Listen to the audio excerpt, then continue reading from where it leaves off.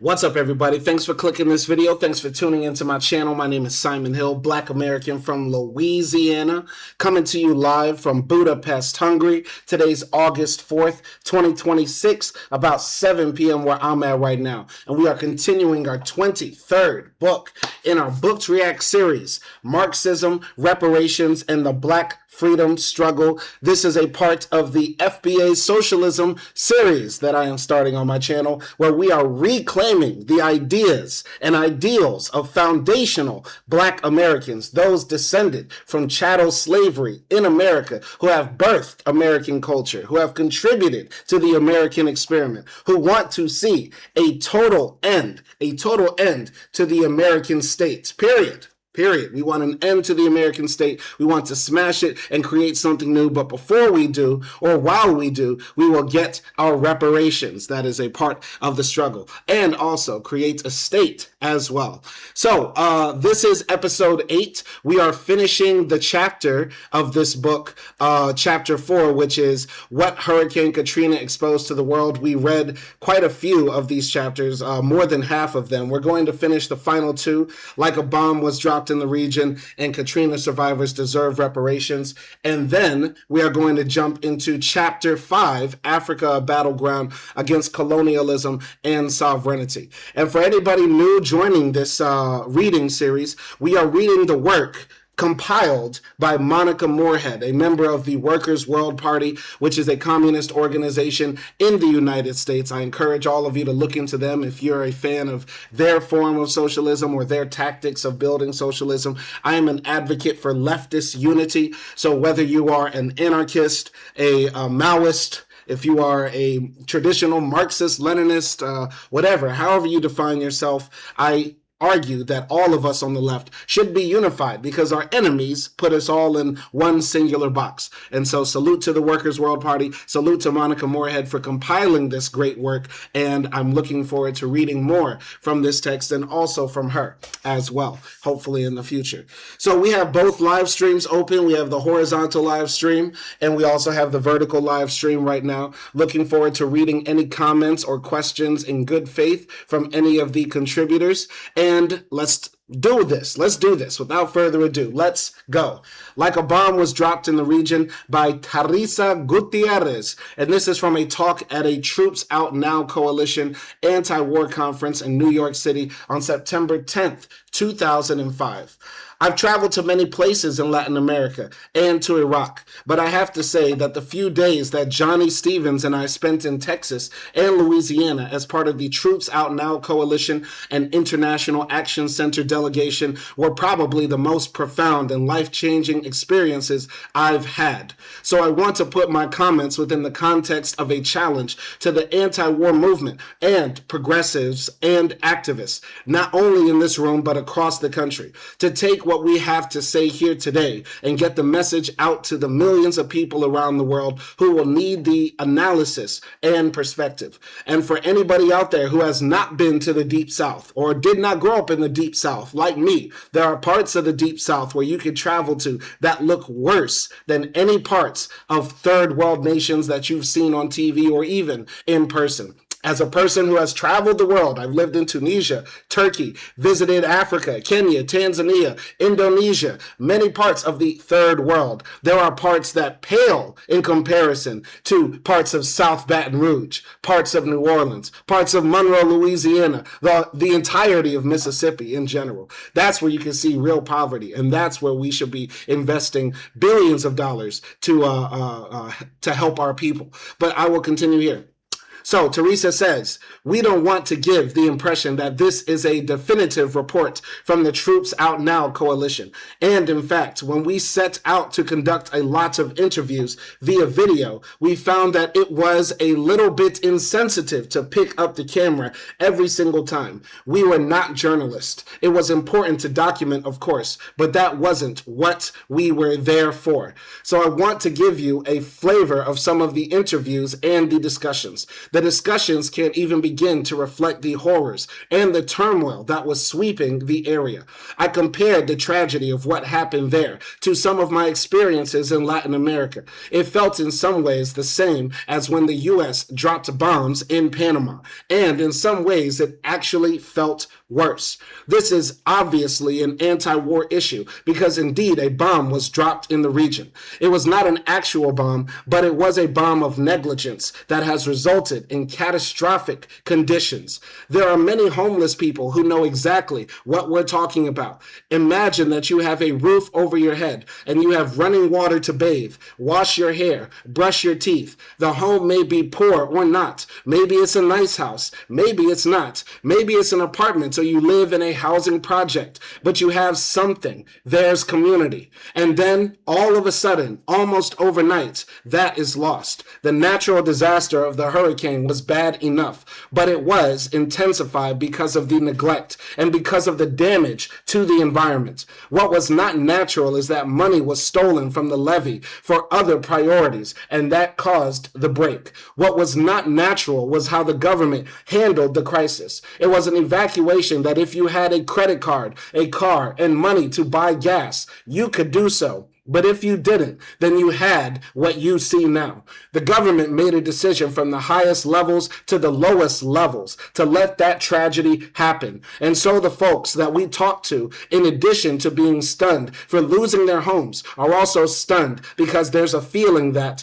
why were the buses waiting outside the region? Why weren't the buses coming in to pick us up? And this is why we need to build socialism. For all you people out there that say black capitalism will save us, independent business ownership will save us, our ultimate liberation will come from the dollar and us just putting money in our pockets. There are some things that are inelastic. There are some things that money cannot make profit from. And so saving people from a hurricane, saving people from the Mississippi flooding, saving people from natural disasters should be in all of our interests because all of us could be victims to them. Earthquakes, hurricanes, all types of stuff can happen to us, even if you prepare, even if you have millions of dollars in your pocket. The amount of money you have should not dictate whether you get to live or die. And that's what it is in America right now. And that's why we are 10 toes down in saying that, yes, we want reparations, but we also want socialism in society. We should not say that our society is solely based on the idea that if you are able to make tons and tons of money, you have an inherently safer and better life than other people. No. Continuing here. Imagine then, this was one of the most shocking and moving things about all the interviews and all the people that we talked to. This feeling of, could it really be that the government wanted us to die? Some people were very conscious and very understanding of the role of the government historically. Others were not. So it was a very shocking experience. I'm not a psychologist, but I can guarantee you that every single person from this tragedy is going to need some support psychologically. There was the story of a man who, as he was swimming away from his house, kept hearing this thump, thump, thump. And he turned around, and the thump was the body of someone who was floating into the second floor window of his house. Jesus Christ. Jesus Christ. And you know that this man will forever think of that thump, thump, thump in his head. Absolutely insane. So he goes to the Superdome in New Orleans and he sees the repression, and the National Guard was obviously not there to help people. He saw two youth who were trying to break the soda water machine so they could get drinks out, shot to death right there. He said he heard a baby in a stroller crying, and then it stopped crying and the little baby was dead. Damn, once again, I said this in the previous episode. If they ever make a movie about the events of Katrina in a true and honest way, Oscar winner. Because these are tragic human stories. Absolutely insane that this happened in America in 2005. 2005. These were just some of the shocks. And knowing that the government was allowing this, Absolutely horrific. All right, we have an Israeli up here who says, do you support Trump? I support Trump continuing to get older and older and older and older and older. I also continue to support his obesity. I hope he gets fatter and fatter.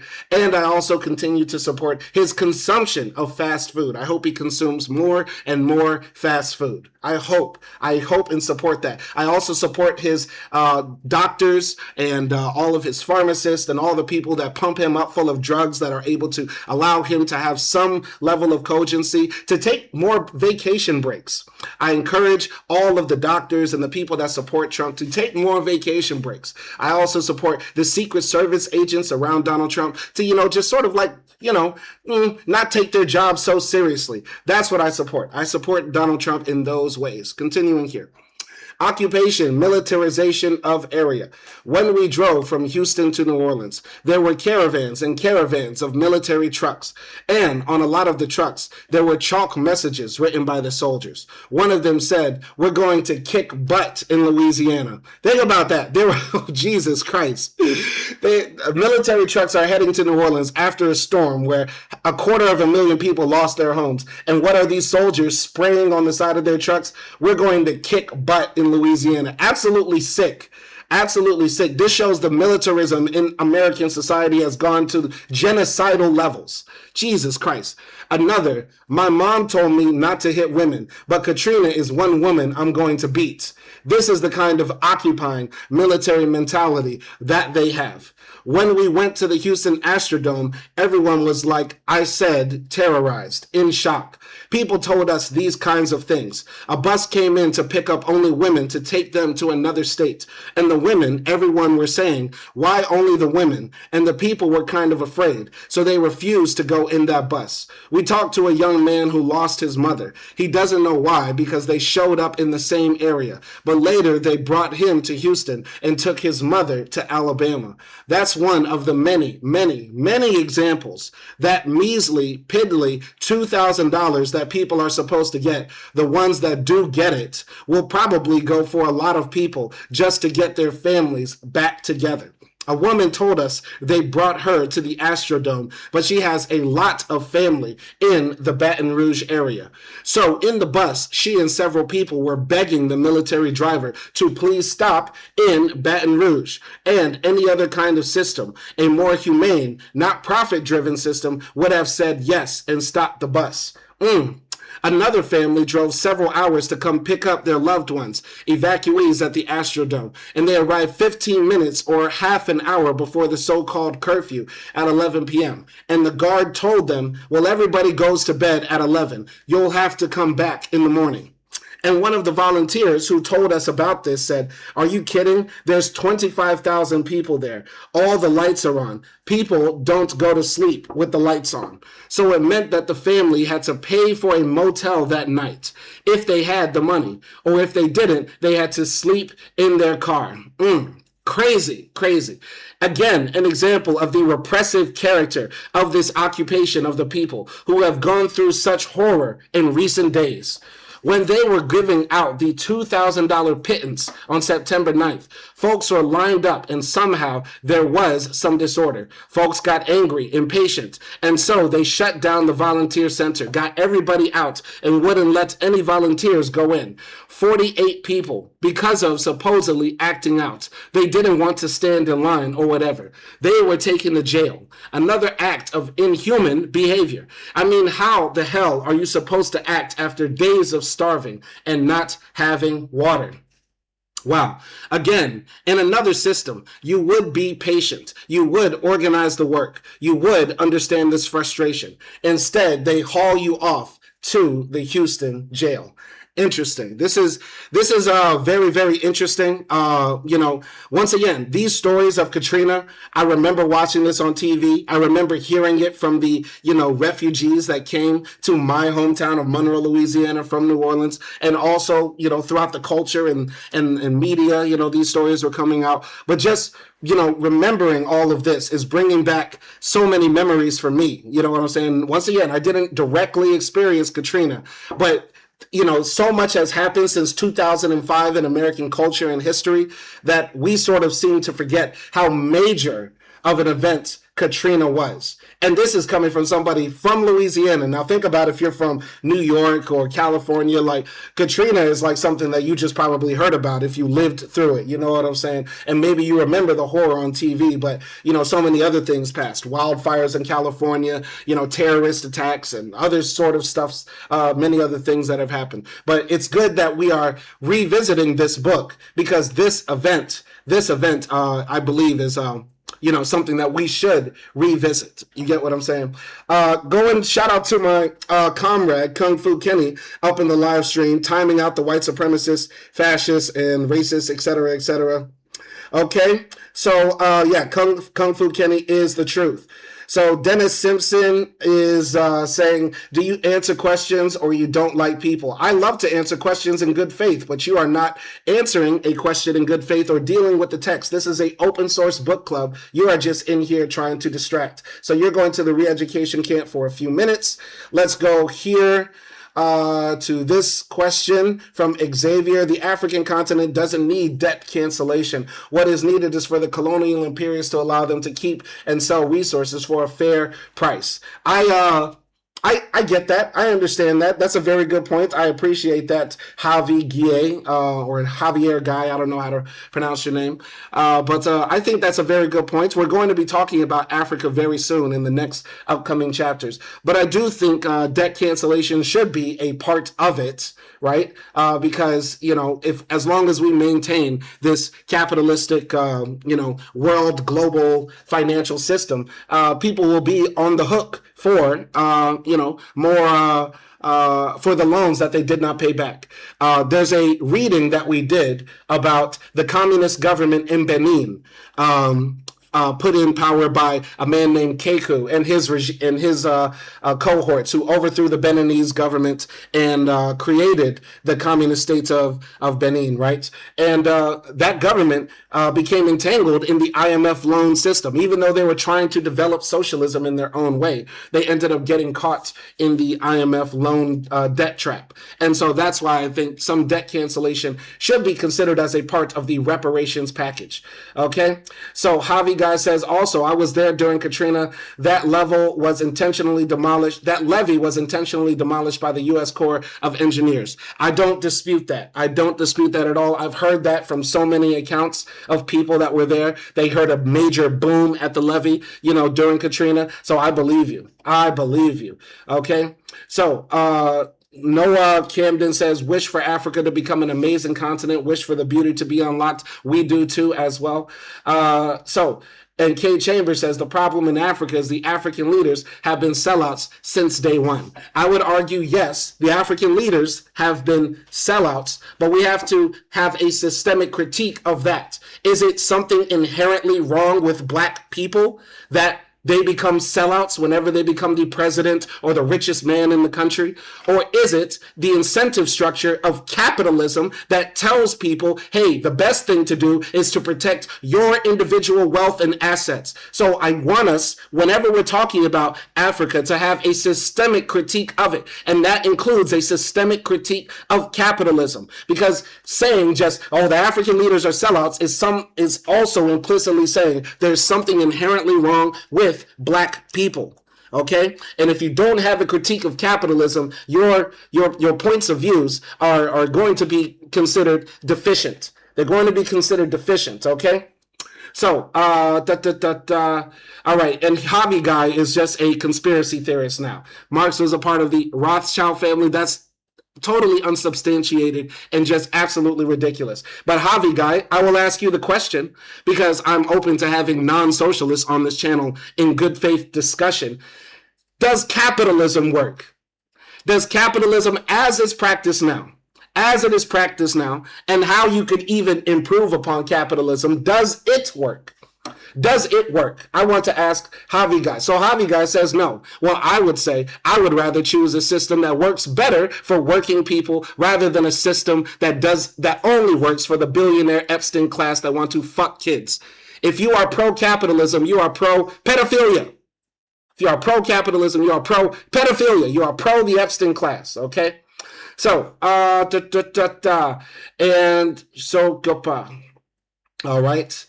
All right. And Kay Chambers says, most of what you said goes without saying. You're just looking for it, my bro. Number one, Kay Chambers, do not call me bro. I am not your brother. I am not your brother. I can't be your brother when I could fuck your mother. Okay? That's one thing. Second thing is comrade. Comrade Simon Hill, Cadre Simon Hill, or just call me Simon. Do not call me bro. Okay? So, yeah, let's go here. Let's go here. Let's continue here. So, movement can push this back. I want to mention when we were in Lafayette, we stepped at this truck stop and were handing out flyers for September 12th protest by Katrina survivors and supporters. One of the people turned out to be a Latino, and he had lost everything in New Orleans. And when he saw me and Johnny together, he came up to us and he was hugging Johnny, saying, Black and Latino, we have to be together. Bush ordered that levee to fall because he wanted to kill the Black and Latin communities when we've got to stand together.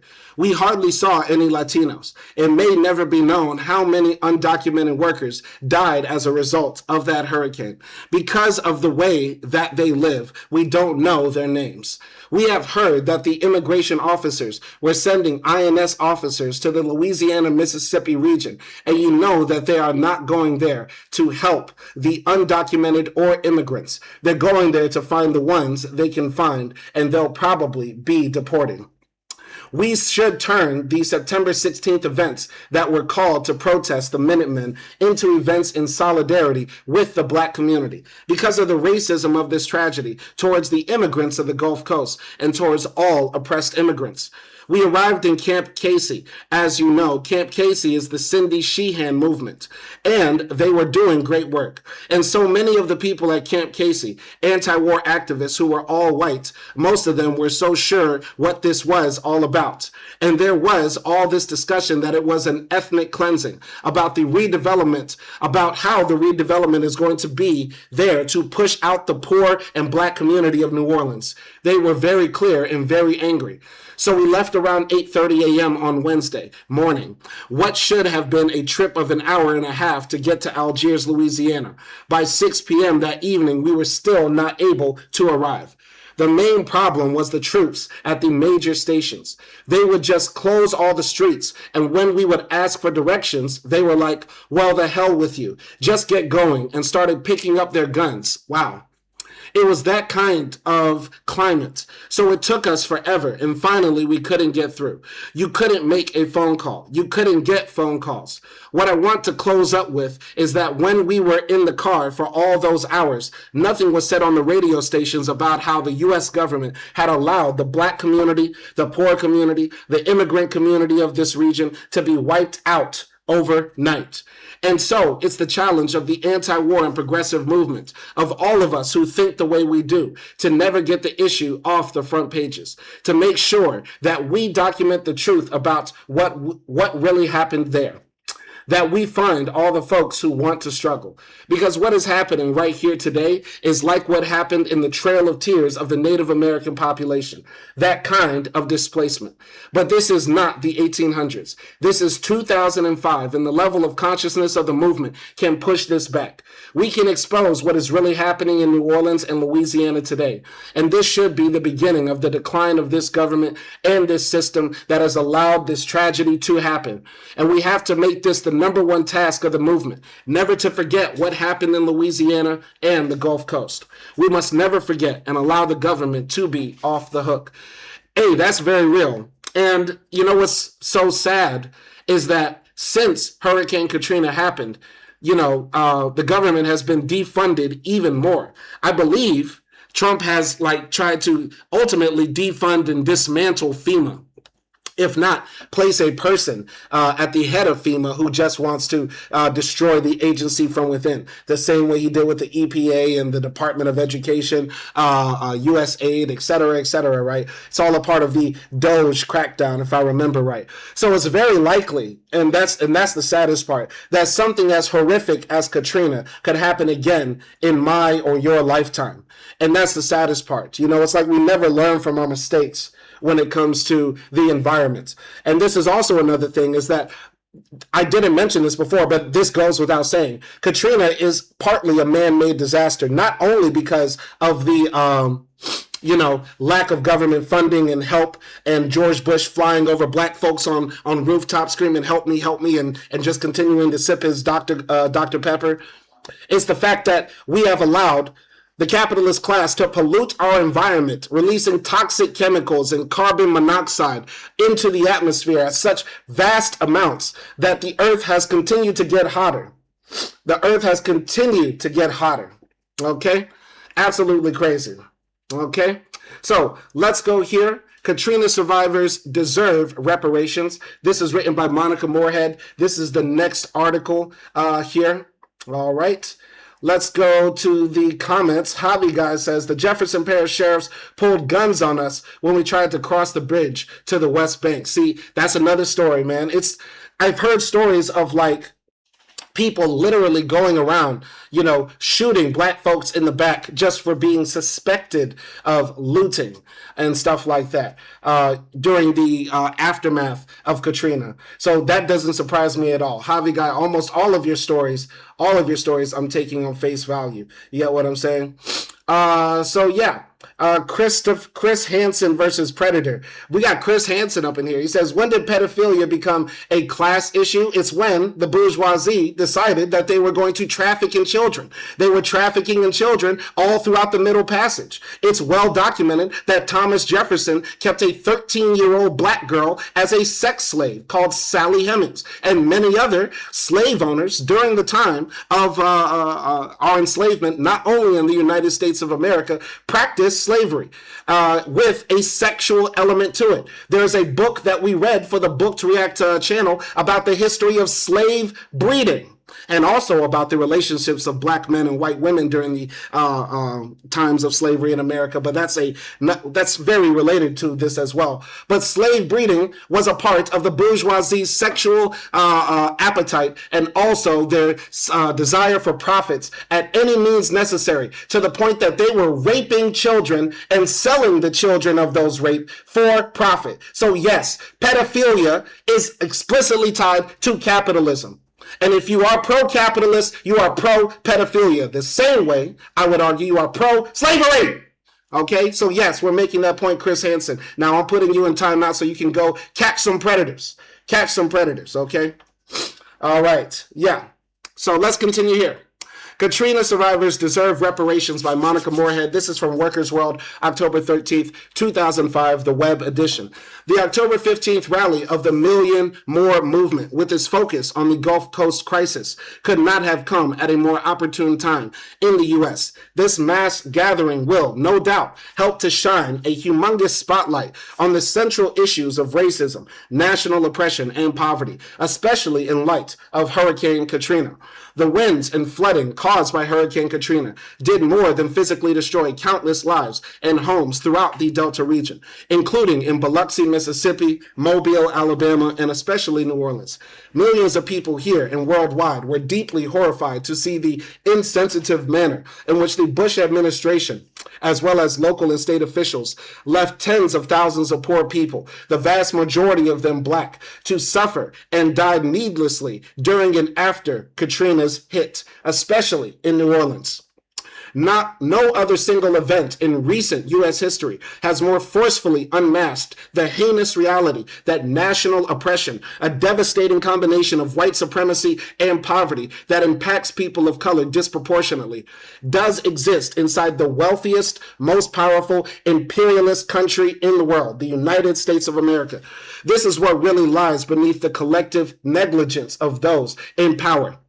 The Katrina crisis helped to expose for so many just who are the haves and have-nots in society. Katrina showed that the have-nots are not just individuals in the ones or twos, or even in the hundreds of thousands, but in the millions. Not only are the have-nots the poor, officially 37 million people who live in poverty and extreme poverty, but many are African American, Latin, Arab, Asian, and indigenous, out of proportion to their numbers. in the overall population. And sitting on top of the have-nots are those who own and control everything in society, those consumed with capitalist greed, the ruling class. They are the Fortune 500 CEOs, an exclusive club of multi-millionaires and billionaires, mostly white, straight males who worship making profits, not serving human needs, and flying to Little St. James to fuck on little kids. The fuck on the little kids are the same people that say, we need black capitalism. We love capitalism, so fuck our children. That's what you niggas are. If you're a pro-capitalist, you want your kids to be fucked by the Epstein class. And those who occupy the White House, the U.S. military, hierarchy, and other seats of power are willing servants for the ruling class.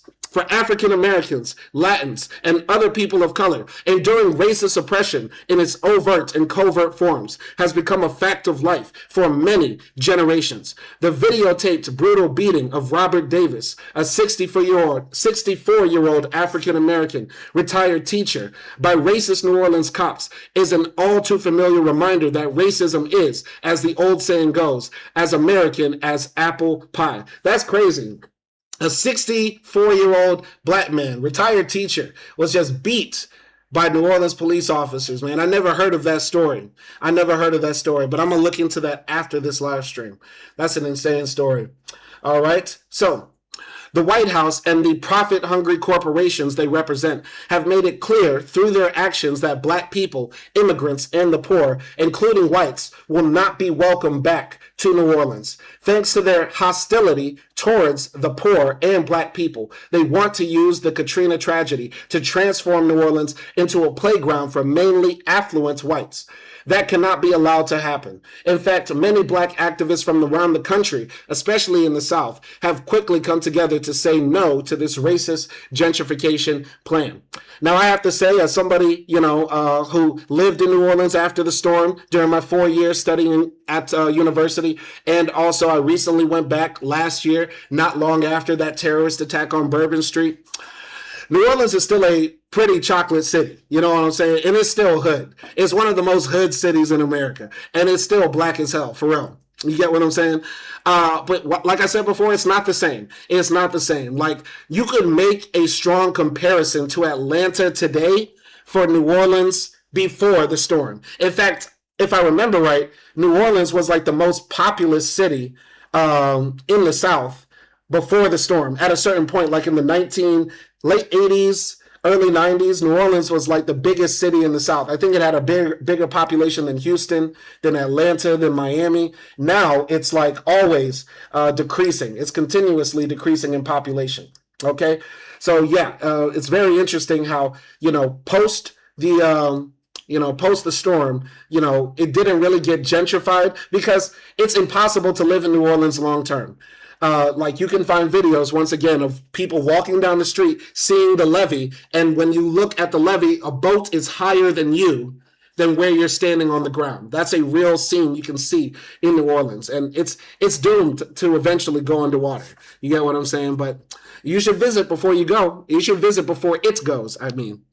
All right, continuing here. So, grassroots redevelopment plan needed. These black activists, including leaders of Black Workers for Justice, Million Worker March Movement, Community Labor United, Millions More Movement, Malcolm X Grassroots Movement, December 12th Movement, and many others, have collectively set up the People's Hurricane Relief Fund as a vehicle for establishing solidarity committees nationwide to build a united front to win real justice for the Katrina survivors. What kind of justice for the survivors? Justice that includes the rights of Black Katrina survivors to return to their respective homes and to rebuild their communities in any fashion that they want. The right to a decent and guaranteed income provided by state and federal governments. The right to a living wage, including upholding the prevailing wage laws under the 1931 Davis-Bacon Act. The right to decent housing, not the substandard housing that many of the Katrina survivors had before the hurricane even hit. The right to control reconstruction funds to rebuild their communities. not for no-bid Halliburton contracts, the end to martial law, including police terror and the right to decent health care and education. These are all things that should be human rights. These are human rights in America, but we don't have human rights in America. We only have capital interest rights, the right for, big businesses to do whatever the fuck they want, like how in Louisiana they're able to build oil refineries in the middle of communities, and therefore there's a whole area of Louisiana called Cancer Alley, where black people primarily are the victims of environmental racism, where capital interests say it's okay to refine oil here and pollute the air around here because there's nothing but poors living here. There's nothing but poors living here, and the poor people around us love capitalism. They love capitalism so much that they'll breathe in the toxic air of us making more profits. And then when their parents die, we can fuck their kids, right? Because that's what capitalism is all about, making money and fucking kids. And there's a lot of people out there who love it too. They love capitalism so much. All right. So Noah says the idea of giving everyone a living wage without doing anything is not a human right. You are a fascist. You are a fascist. You're essentially saying that some people deserve to die. If you get hit by a car, you don't deserve to have food. You don't deserve to have housing because you no longer have legs or a hand, or now you have some type of cancer. You are meant to die because the only people that deserve to live are those who somehow contribute with their bodies and with their minds and with their physical health and time to somebody else's profit making. Tick, tick, tick, tick, tick. Life is all about you working forever to make somebody else richer, or for you to be able to exploit somebody else for their labor. And if you're unable to do two of those things, then you should die. That's essentially what you're saying. That's essentially what Noah is saying. You are a fascist. You have to be a fascist because what you said exactly, the idea of giving everyone a living wage without doing anything is not a human right. Well, everyone includes people who are disabled, people who have become disabled over time, people who are no longer able to work. All right. So Noah, you are a fascist, and I hope your kids get fucked. I hope your kids get fucked, and I hope you are in the room cheering in the cuck chair while a billionaire puts dick in your little children. You sick bastard, you. You sick bastard, you. I hope that you're able to watch your 7-year-old or 8-year-old or 9-year-old take billionaire dick for dollars, because you think that some people don't deserve to have rights simply because they cannot work. They cannot afford to be exploited. They cannot afford to be exploited, so therefore they must die. I hope your kids get fucked. All right. Continuing here. All these demands and more encompass the fundamental right to self-determination and reparations that have been systematically denied to African Americans since the days of slavery and the overthrow of Reconstruction following the Civil War. Some of these organizers and their supporters have called for a national conference of Katrina survivors on December 9th in Jackson, Mississippi, and a national march in New Orleans to raise the right of return for these evacuees. All of these demands would be justified, even if it weren't for the Katrina crisis. But this crisis has helped to galvanize the Black movement in such a way not seen since the 1960s. These Black forces need and deserve the full support and solidarity of broader progressive forces, and are starting to get it. The Troops Out Now coalition with some of these Black forces has helped to initiate a December 1st nationwide day of absence, a day of no school, no work, and no shopping, to shut down war, racism, and poverty. That day marks the 50th anniversary of the arrest of Black seamstress Rosa Parks, who in 1955 refused to give up her seat to a white man on a segregated bus in Montgomery, Alabama. Her heroic action not only sparked the Montgomery bus boycott, but launched the modern-day civil rights movement.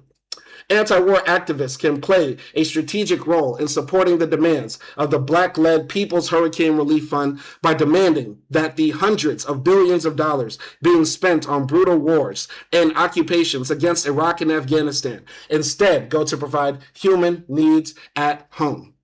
All right, and that's the end of the chapter on what Hurricane Katrina exposed to the world. Once again, there's There are so many arguments for reparations for Black Americans, continuing on, to this day. You don't even have to go to slavery to actually make a strong argument for reparations for Black Americans. You could go to redlining. You could go to the victims of the race riots like Tulsa. You could go to the people who have been falsely incarcerated, or how the Black community was specifically targeted, for the criminal justice system.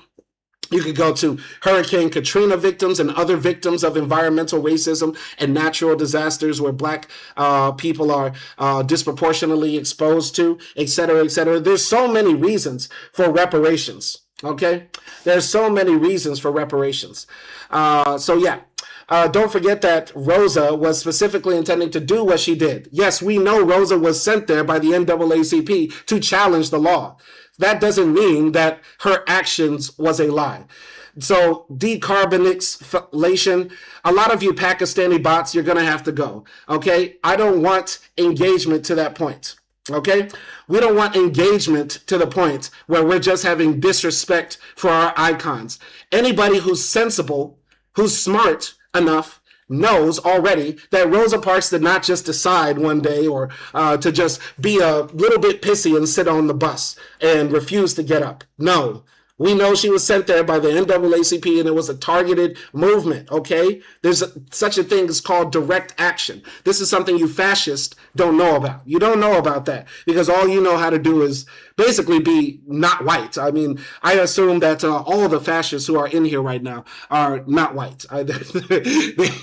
They're small Cambodian children getting paid a penny per tweet, and we're going to have to extricate some of you, man, because some of you are actually not dealing with the text. You're just being annoying, okay? So I'm going to have to kick some people out of here. Unless they answer this question. Here's the question. Should the fight for reparations... James writes, no, I would love for you to kick, but you can just contribute by answering, okay? Here's the question. We are fighting for reparations for Black Americans. Should that reparation struggle also be tied to a reparation struggle for the Africans in Africa, who are the victims of colonization and resource exploitation and neocolonialism, and also victims of the war on terror? There have been thousands of innocent Africans slaughtered by U.S. drone strikes all over the continent as well. So should we pair our fights for reparations in America also with a fight for reparations for people in Africa? That is a basic question. I would like everybody to answer. If you do not answer that question, and I know you're in here, you will get kicked. You will get kicked, okay? We're going to send y'all to the re-education camp because y'all are just over here talking nonsense, absolute nonsense. Anyway, let's go to our chapter here. Chapter 5, Africa, a battleground against colonialism and for sovereignty. Africa's debt crisis calls for reparations. Here in the picture on the left, we have Detroiters protest the U.S. bombing of Somalia, December 2006. And here's a Nigerian woman who is fighting for the benefits from the petroleum that comes from under their feet. You know, Nigeria is one of the they produce the most petrol in the world, or they're one of the top petrol producers in the world. And yet, and still, so many of the people live in poverty. Okay. All right. Okay, so here we have people who are anti-reparations, who are right-wingers in a communist live stream. I think it's time for them to go. It's nice to have you around, but we're not allowing you to continue to, fuck up the chat, okay? We have two right-wingers. It's been a pleasure to have you here, but no more. Be gone. All right? Continuing here. So, the plight of Africa has recently received a great deal of worldwide attention, and rightfully so. During the first weekend in July, Live Aid 8 concerts took place in various countries to help elevate mass consciousness of the grinding poverty and the HIV/AIDS crisis that affects tens of millions of African people. Artists such as Stevie Wonder, Will Smith, Madonna, Paul McCartney, U2's Bono, and many others lent their talents to this worthy cause. The concerts were timed to occur right before the G8 summit was to take place in a remote town in Scotland, July 6th through July 8th. G8 refers to the richest capitalist countries, the United States, England, France, Italy, Canada, Germany, and Japan. Is Italy still in there? I feel like the G8 now will be China in place of Italy. All right, anyway. So, the G8 refers to the richest capitalist countries whose top leaders meet annually to discuss current economic and trade developments, and Russia, which also sits in at the meeting. One of the main topics of discussion was the debt crisis that has engulfed Africa for many decades. Official representatives of many African countries were invited to sit in on the proceedings. All right? So, based on news reports, it's apparent that these African leaders had very little influence regarding the outcome of this summit. It was U.S. President George W. Bush and British Prime Minister Tony Blair who dominated the airwaves during the summit, and even more so after the July 7th bombings on the London subways. There was a general agreement coming out of the summit that the debt of 18 out of 54 African countries, considered the poorest on the continent, would be canceled. An increase of $50 billion in aid over the next 10 years to Africa was also approved. All right. So, Dog Football says, LMAO, liberals don't kick people. That's funny, because I'm not a liberal. Not a liberal. I'm a communist, and we do more than kick people. We kill people. We kill people, okay? So take that in mind, okay? All right. Meg Tim says, can you explain the fit? I'm wearing clothes. Are y'all ridiculous? Are y'all that racist that you just think black people just walk around naked like it's the year 50,000 BC? What the fuck is wrong with y'all? This is the Dark Woke channel. You motherfuckers have to be retarded. You have to be retarded. I'm wearing clothes. What the fuck is wrong with you motherfuckers? Like Mega Tim. You gotta be dumb. You gotta be dumb. Is you stupid or is you dumb? Anyway. Anyway. James Wright says, might have to sit that question out. I don't know enough about the history of aid in Africa. It's really not that, not that complicated. Many of the African countries who gained independence in the 50s, 60s, some as late as the 70s as well, basically got sucked into debt traps. Some of the countries that weren't aligned with the Soviet Union ended up going to the West, and the way the West does development is that they drop big bags of money with big interest rates and price tags, and also demanding austerity on the people. So no social programs for the Africans in the states. The goal of the state is only to take money from the IMF and the World Bank to prop itself up and to maintain its hierarchy that it has in place, not to actually create an equitable society, but actually just make their societies more suitable for multinational capital interests to invest in. All right. So yeah, that's the history of that's pretty much sums it up right there. So yeah, let's go out here. So there was a general agreement coming out of the summit that the debt of 18 out of the 54 African countries considered the poorest on the continent would be canceled. An increase of $50 billion in aid over the next 10 years to Africa was also approved. So this just sounds like, once again, there's no such thing as just $50 billion falling from the sky from a capitalist country.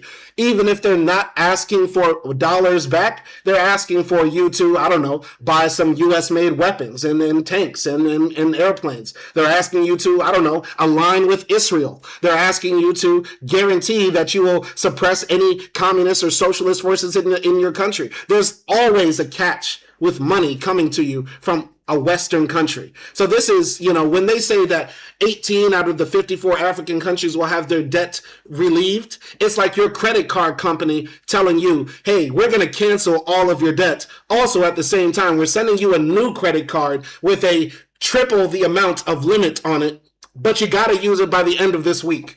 Like, what the hell? Okay. So yeah, shout out to James Wright. He says, I believe China is pushing a lot of money into Africa at the moment too. Yes, and this is unfortunately something that we see from China as well. I do believe that China is using investment in an exploitative way in Africa in some places. I don't believe that, China is solely investing in Africa as a part of spreading their brand of Chinese socialism or for the sake of the upliftment, the pure upliftment. There's no true altruism in this world, in my opinion. This is a philosophical point of view that I have. There's no such thing as true altruism. In fact, that's a good question to the audience. Do you believe in pure altruism?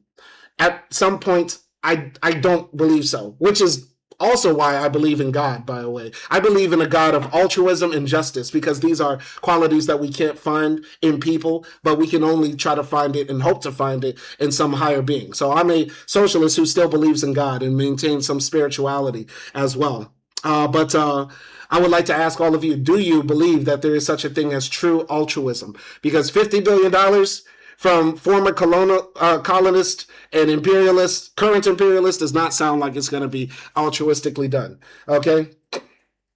All right. So yeah, Real Homie says China is doing the Belt and Road. They love cheap African labor. Soon Africa will be theirs. That's the thing, right? I mean, there is, for the sake of capital always has to search for new markets, which is what they're trying to develop in Africa, and also for cheap labor. And for all the people out there that love capitalism, you have to also love, by extension, the modern re-enslavement of Black Africans and the modern neo-colonialism of Africa through the looting of its resources. You cannot say one or other is the best. You cannot say like, oh, I love capitalism, but I really hate the effects of capitalism. Shut the fuck up. You got to take it all. You got to take it all. Like that pedophile dick that you also worship as well. Okay? So James Wright says, it's hard for the West to argue about the Chinese exploiting Africa, though, when they are doing the same thing. Africa seems to have a real need for strong and competent homegrown leadership. Yes, they do need competent leadership, but they also need, I would argue, ideological leadership. We cannot continue to live in this world believing that we are just ideology-less. There has to be a point of view. There has to be some sort of doctrine. There has to be some sort of worldview that you espouse, rather than just this neoliberal, capitalist, realist, ephemeral bullshit that we seem to think of, that if we just follow a path of development similar to the West, that somehow Africa will be liberated and we'll have like the New York and Shanghai of Africa, global world cities where everybody wants to flock to and people are driving Mercedes and there's bad bitches everywhere and green bucks are falling from the sky. No, that's not going to happen unless we say that's specifically what we want. We want to develop like the West. Therefore, we must enslave our own people. We have to loot and rob the resources from right up under us. We have to have an exploited labor force. That's the way you get rich, the same way the West did. And if that's what you like, then just say it with your chest. Say it with your chest. Say it you love black capitalism. Say it that you love niggas in chains. Say that you love looting Africa. Just say that shit. Because all you motherfuckers out here who claim to be black capitalists but also want to be black nationalists and liberationists, you get what I'm saying? Make that make sense. Make that make sense to me. All right? So yeah, let's go here. What else?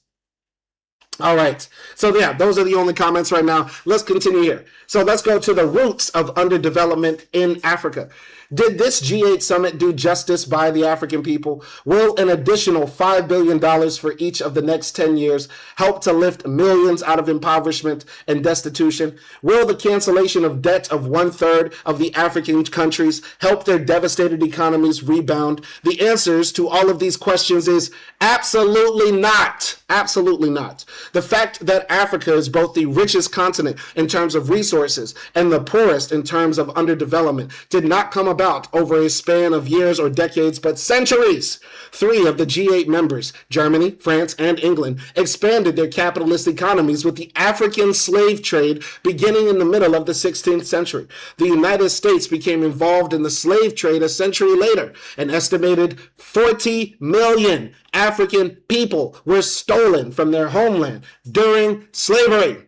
Europe became the main colonizer of the entire African continent. The result was millions more lives lost and resources and land plundered from the late 19th century until African struggles brought about nominal independence in the 1960s and 70s. Today, the greatest parts of Africa is a neo-colony under control of imperialist banks through the International Monetary Fund and the World Bank. Since the post-colonial period, whole African economies have been caught in a vicious cycle of bank loans and structural agreements that have plunged them into a spiraling debt that they can never pay off in several lifetimes. According to World Bank statistics, Africa spends an estimated $15 billion annually on debt repayments, but receives less than $13 billion in aid during the same time frame. For every dollar that an African country receives in grants, it pays $13 in interest on debt. Wow. So, let's read that again, because it says $13, but do they also mean 13 billion? So, according to World Bank statistics, Africa spends an estimated $15 billion annually on debt repayments, but receives less than $13 billion in aid during the same time frame. For every dollar that an African country receives in grants, it pays $13 in interest on debt. Okay, so every time they get a dollar, Africans have to pay $13 back due to the debt slavery that they're in. Africa's entire debt stands at $300 billion. To illustrate the tremendous gap between the haves and have-nots on a global scale, the richest 18 North Americans could pay off Africa's total debt with billions of dollars to spare. And it's crazy, the richest man in the world is an African, Elon Musk, yet he hates his own people. And once again, this goes to show that capitalism will not save us. The richest man in the world right now was born in Africa. And yet and still, he has enough money right now to pay off all the debt of Africa. But what is his primary interest? Becoming even richer. Not in actually helping his people, because capitalism creates in the mind of people the desire for more and more and more and more. And also in the minds of people who are not even the billionaires or trillionaires, we create justifications in the mind that Elon Musk really does deserve that $1 trillion. And he doesn't have to give it to anybody, because one day I'm going to be a billionaire too. I might be a trillionaire too. So I want to hoard the money too. So let all the African babies die, because one man is able to accumulate so much wealth. So much wealth he got from tax dollars, by the way, because Elon Musk didn't sell 1 billion Tesla trucks. He got it from real taxpayers who elected a man who Elon Musk helped paid for to get back into office, so that that same man could then give Elon Musk contracts for sending rockets into space that we pay for. And that does nothing for us. It does nothing to alleviate child mortality. It does nothing for the millions of people in America who are homeless, underemployed, suffering from medical debt and tuition debt and all sorts of stuff like that. That's the thing. That's amazing, right? It's amazing how you black capitalists allow for children to die in Africa, because your justification is Elon Musk worked hard for that money. Elon Musk worked hard for that money and shit. I was going to get that money too one day. So let them African babies starve. One man could save an entire continent. But you capitalist dick suckers who constantly say, yeah, man, if you work hard, you get to get all the gains. You get to get all the gains? Really? That's how y'all niggas live? Fuck y'all. Fuck y'all. And I can't wait to eat Elon Musk. I can't wait to eat his ass on a platter. I cannot wait to eat his ass on a platter. Okay. So, anybody doing anti-Semitic shit, talking about Rothschild, suck my dick, get out of here. Okay? And who else? Charles says, yeah, I agree. Something going on to keep Africa down. No way Africans don't want to climb out of poverty. Someone or some group of people are not allowing it. Yes, it's the capitalist class. All right? So it seems like there's more money and more power from keeping people down and desperate. Yes, and it's a system called capitalism that essentially says the more money you accumulate, the more wealth you are able to have, the better your life can be, and you have no reason at all to redistribute that wealth, even if that wealth comes from the very people that you exploit.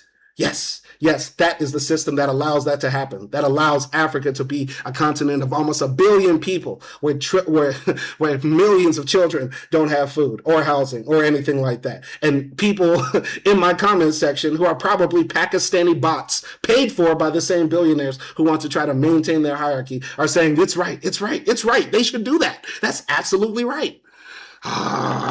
Continuing here. So Africa's entire debt stands at $300 billion. To illustrate the tremendous gap between the haves and have-nots on a global scale, the richest 18 North Americans could pay off Africa's total debt with billions of dollars to spare. This debt crisis has meant nothing but underdevelopment, poverty, and misery, largely concentrated in the sub-Saharan region. African countries spend more in the debt than on providing healthcare, housing, food, and education. Okay? So we have to send more people out of here. And let's go to Real Homie G Slice. Elon offered to pay out Africa with the help of the UN. All he wanted was an itemized list. They said, no, that's not true. That's not true. That's absolutely not true. That's absolutely not true. And if that is true, once again, Elon Musk is a sick white supremacist. He is a sick white supremacist. So I'm pretty sure his money to pay off the debt of Africa had many strings attached. So please drop a link to a reputable source, not some Breitbart, spammy right-wing website where you got that. Okay? Fuck Elon Musk. And trust me, as a man who keeps in touch with African news, this is a lie. This is a total lie. So we don't let misinformation spread on this channel. You come back with an actual source for that. You come back with the actual source. We don't allow misinformation and white supremacist nonsense on this channel at all. Over here defending Elon Musk. Get the fuck out of here, boy. All right. So let's continue here. 30 million Africans have been diagnosed with HIV, the great majority of them women. The African infant mortality rate is 92%, 92 per 1,000 live births. Let's repeat that. The African infant mortality rate is 92 per 1,000 live births. Salih Booker, executive director of Africa Action, stated, "This G8 plan is inadequate and a contemptuous response to African demands for justice. It is an unapologetic confirmation of the global apartheid system in which the most impoverished continent bankrolls the development of the rich world. Their announcement to increase aid to Africa is the greatest hoax of our time," Booker added. While they trumpet minuscule increases in development assistance, they continue to extract billions of dollars a year in debt repayments from countries excluded from this diminutive debt deal. Reparations, not the free market. The G8 leaders, especially Bush and Blair, have cried crocodile tears before the worldwide media regarding the situation in Africa. Their solution for the African crisis, better governance and increased trade, show where their real interests lie, in increasing corporate profits. African exports, from oil to textiles, are generally unable to compete with the imperialist countries, which can flood the worldwide capitalist market with cheaper goods and rich subsidies. Africa is in the dire situation that it is today because capitalism, a system that has to either expand or die, has denied it the right to develop. Let's repeat that for all you bastards out there. Africa is in the dire situation that it is today because capitalism, a system that has to either expand or die, has denied it the right to develop. So once again, the G8 leaders, England, France, America, they're saying, hey, we'll give Africa $300 trillion. We'll give them all the money in the world. But what they have to do is open up their borders. What they have to do is open up their economies. What they have to do is guarantee that there are no labor unions. What they have to do is guarantee that anybody who advocates for socialism in that country be executed or jailed forever. What they have to do is make sure that multinational companies don't have to answer to any legal restraints. What they have to do is be our slaves. Because this is capitalism, and this is what y'all niggas love, right? That's what y'all love. Y'all love the idea of Africa being, Wakanda. Y'all love the idea of Africa being a capitalist Wakanda, where niggas are working for under the minimum wage in sweatshops. That's what y'all like, right? That's what y'all love, right? Because y'all are just temporarily embarrassed millionaires. You're going to be a millionaire one day, too. That cryptocurrency you invested in back in 2017, it's going to go to the moon, baby. You just got diamond hands, right? Yeah. Them stocks you own, they're going to go to the moon. You got diamond hands, right? Oh, yeah, you're going to get that promotion one day. You got diamond hands, right? Yeah, you going to make it. You going to be rich one day. And you going to be rich while billions of other people suffer. And you're okay with that. You're absolutely fine with that, right? That's our world we can live in, where a few people lives are allowed to prosper and succeed because they have money. They have money. And the funniest thing is those same people will say that they're Christians, they're Muslims, they're Jews, they're whatever religion. And all of their religions even tell them that it's harder for a rich man to enter heaven than it is for a camel to pass through the eye of a needle. And yet they still worship the dollar and claim to speak for God. Absolutely sick. I spit on your graves. I spit in your faces. And I hope the billionaires spit on you while they put dick in your kids. Those Epstein bastards. Those pedophile bastards that you worship so much. Y'all make me sick. I'm only hot in here because those Pakistani trolls were getting to me today. They were getting to me today. But nevertheless, they get killed by their own arguments. All we have to do is just read the facts and, it all falls apart. It all falls apart. Continuing here. Even if the debt were canceled in all of the African countries, which should be done immediately, this would not automatically solve Africa's crisis of underdevelopment. Short-term solutions are needed to deal with the current suffering, like free, on-demand HIV/AIDS, drugs, food, healthcare, workers, and much more. The African continent has been bled dry because of the devastating slave trade, colonialism, neocolonialism, and imperialism. Africa does not owe the banks 1 red cent. It should be the other way around. That is, the class of greedy bankers and bosses owe the African peoples billions, if not trillions of dollars in reparations, especially providing state-of-the-art technology with no political or economic strings attached. All right, so let's go here. This will be the last article. This is the last article we're reading today. It's by Donatien Bukabua. I don't know how to pronounce that name, but it's a lovely name. I like that name. Donatien Bakuba. Donatien Bakuba. I'll say it like that. And the article is titled, Africa Struggles to Control Its Oil. This is from a talk at the Workers' World National Fight Back Conference in New York on November 14th, 2004. As the Iraqi people are fighting in the streets of Fallujah for their sovereignty and independence from the U.S. imperialist grab for oil, we must also look at Africa. This week, a struggle broke out in the Ivory Coast when France destroyed the small Ivorian Air Force to the cheers of the U.S. The Ivorian government charged France with supporting a rebel group. A popular outpouring shut down Abidjan, the capital, and defensively surrounded the president's residence. Ivorians acted to repel a feared overthrow of their president by the French army with the full support of Washington.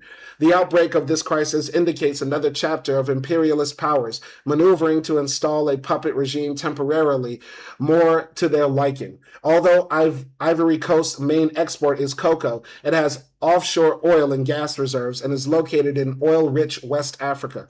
On November 16th, a planned general strike by Nigerian workers could stop all economic activity in that country, particularly targeting oil production. This strike will include all sectors. Nigeria's labor minister warned oil workers November 8th not to join the strike on risk of losing their jobs.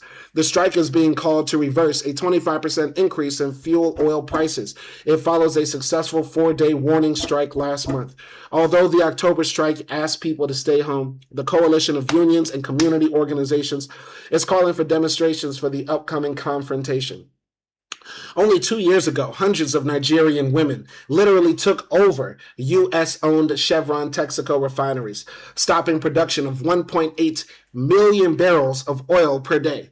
They demanded that Chevron Texaco provide their communities with electricity, schools, water, health clinics, jobs, unemployment, insurance, and pensions. I want to ask all the pro-capitalist people out here, all the pro-capitalist people who also hold a pro-Africa position. If you want to see Africa develop, if you want to see Africans no longer living in squalor and war and ignorance, What do you think about the strike? I just want to ask all of you this. All of you out there who love business, who are LLC liberation motherfuckers. Let me ask you LLC liberation sons of bitches this. Let's say, hypothetically, there's a group of Africans who are sick of living in your capitalist utopia, your black Wakanda, and they want to go on strike for better wages, health care, retirement plans, and shorter working days. How do you react to that? Do they have the right to do that? How much power can workers demand? Do you allow the doctors to go on strike? Do you allow the police to go on strike? Do you allow firefighters to go on strike also at the same time? In your capitalist world, how much power do workers actually have? How much power do they have? Let's just say I was a black capitalist and I was saying I was open to your black capitalist arguments. How much power should the black capitalist class allow the workers to have? Okay. All right. Let's go here. I didn't notice that we had so many fascists up in here. Okay. Let's go here. All right. Real homie G. Yes. Okay. Let's see. All right. Let's go here. We have to put some people once again. All right. All right. Yes. Cooler with the racism. Yes. Shout out to James right up in here. I didn't know. All right. All right. So Real Homie G says people who work in the dangerous oil production industry or people who work day and night to keep our streets safe, people who are teachers who get very little pay, they should just stop what they do and get a farm. I think we've had enough of this fascist nonsense. I think we've had enough of the fascist nonsense from Real Homie G Slice. That is a horrible name. It sounds like a white man blackfishing. Okay? All right. Some of you on thin ice for real, says James, right? Yes. Breezo says America is a reason for universal poverty, starvation, homelessness, and deaths. I mean, that's facts. But once again, I want to ask all of you pro-black capitalist people, you pro-black capitalist people, please tell me, please tell me, should the workers be able to go on strike in your Wakanda, in your city, in your country of Wakanda? Do the workers have health care? Do the workers have overtime pay? Do the workers have guaranteed sick days? Is there maternity leave in your Wakanda? I want to know, because I want to know if I should leave my country and go to your Wakanda. If I should go to black capitalism land, I want to go. I want to be free. I heard there is freedom in your country. Freedom to work 16 hours a day. I want to be there. I want to be there in a land where women will die because they do not have health insurance when they give birth to their babies. That's what I imagine black capitalist Wakanda will be like. Should I be there? I want to go to black capitalist Wakanda. Black capitalist Wakanda, where I have to work even if I am sick with cancer. I want to go to black capitalist Wakanda, where I have to be 90 years old, still working as an Uber driver, because I do not have money for retirement. There is no guaranteed retirement in black capitalist Wakanda. Do I go there? Should I go there to black capitalist Wakanda? I will leave America right now to go to black capitalist Wakanda, to be with you, because you have the best vision for the future. Shout out to Arthur Sage. He says, I think I watched black CIA agent tell a crowd while his interests plundering Africa and the Caribbean, he is also a part of the FBA national security lineage. That's crazy. That's crazy. That's crazy. That's crazy, man. Should we go to black Wakanda? Should we go to the capitalist Wakanda? I don't know. I don't know. Anyway, let me continue. Nigeria is the top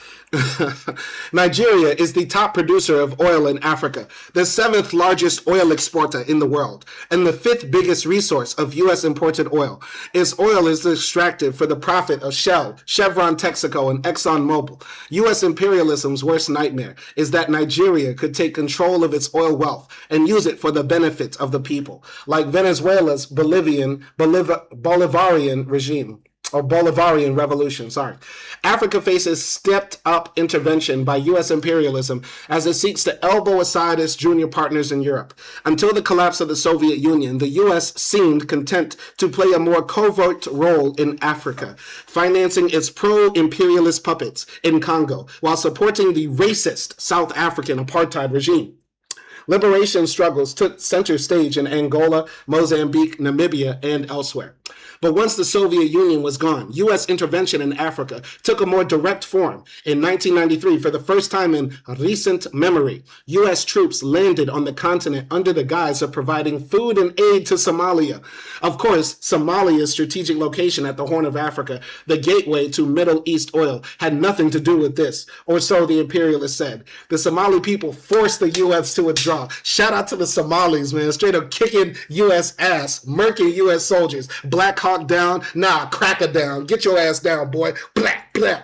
Imagine getting murked by a big head Somali with an AK-47, and you got the strength and power of the whole U.S. military behind you, and a skinny Somali. He weighed no more than 75 pounds, stands over you and sends you to meet Jesus. Bow, bow, bow. God damn. Shout out to Somali, man. I'm gonna wave that blue flag with the white star. We're gonna wave that flag. Yeah. I love that. Anyway, the Somali people forced the U.S. to withdraw. But today, Pentagon bases are being built in Uganda, Djibouti, Senegal, and Sao Tome and Principe. The African people need the solidarity of all progressive movements, especially in the imperialist countries, in their struggle for their right to control their own resources and economies. Shell oil in Nigeria is the same Shell oil appointed by U.S. occupiers of Iraq to manage those stolen oil reserves. Centuries of colonial and neo-colonial plunder, including the kidnapping of millions of human beings in the transatlantic slave trade, requires not only that the U.S. and its junior imperialist partners get out of Africa now, it requires not only unconditional solidarity and action, it requires reparations. Yes, it requires reparations for Africa. Okay? All right, so we're going to wrap up this live stream. It was a pleasure being with all of you. This was a very fun live stream. I had to go a little bit unhinged because the Cambodian bots were in here. Sorry to anybody who heard a lot of nasty things, but my live streams are not meant for kids. These are meant for adults, thinking adults. And yeah, I just always got to beat up on fascists. And sometimes I get tricked because the Indians, the little Laotian child in a sweatshop somewhere with a cell phone just typing away because Peter Thiel has sent, a PayPal message to her slave-owning boss, whipping on her to just type racist tweets all day. I'm typing faster. I type fasting. Nigger. Nigger. I understand. There's people out there just trying to make their money. I understand. But please get out of my live stream. I'll kick you out instantaneously. And you pro-capitalist bastards, oh, y'all suck. Y'all had to get smacked, okay? All right. So let's go here. Arthur Sage says, makes sense why they salty. They targeting their cousins here. Heavy fake allegations and deportation violence. Not really sure what you mean by that. Y'all got to be a bit more clear. Rest in peace, Johanna Fernandez. Rest in peace, Johanna Fernandez, by the way. And who should control African resources? Let's close the horizontal live stream. Okay, the horizontal live stream is not opening. What did y'all say in the horizontal live stream? Brezzo says Africa has lost its spirituality to seek after material gain. I agree with that. And that's because we've adopted the white man system of capitalism, where everything can be profits. Everything is about seeking profit, and everything is a commodity. Who should control Africa's resources? 67% said local communities. African governments said 33%. And that's it. Okay. Let's go now to the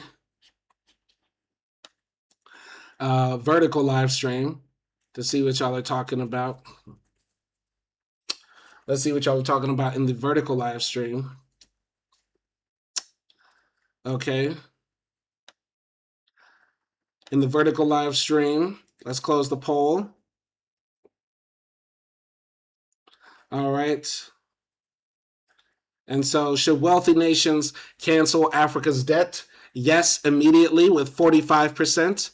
No, keep repayments, 36%. Unsure, but fuck Trump and MAGA got 14%. And partially canceled said 5%. Okay, I like those results a little bit. They were a bit tainted because of the trolls and white supremacists who are in here. Okay, I understand. But still, very good results, very good results. Okay, looking forward to seeing y'all in the next live stream that we'll do tomorrow. Shout out to James Wright. Shout out to Brezo992. Shout out to, who else got to stay? Jason Walker. All right. So, yeah, Jason Walker, I don't know how you got to stay. Yeah, we got to put your ass in timeout, buddy. Who else? Duke Lumberg. Yeah, shout out to him. Just basically shout out to James Wright. He's the only person that survived the Holocaust of today's live stream. So shout out to James Wright and Brezo, I guess. Y'all be easy out there. All power to the people. All power to the people, and peace.